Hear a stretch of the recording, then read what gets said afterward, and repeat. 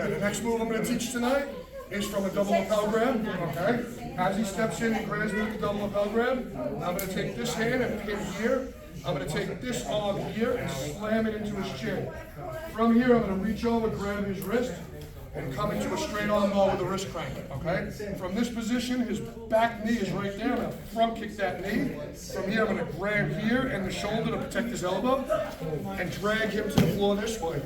From here, I have him face down, and the perfect finish from here is that straight arm move with the wrist crank and break his wrist straight into the floor. There we do it one more time from the other direction. So as soon as he grabs me and starts to pull me in, I'm going to come straight through here. From here, I'm going to reach over this way, slide back a little, pull this over, and straight out. I'm going to front kick that knee, reach in, grab the shoulder, and drag him back to the floor this way.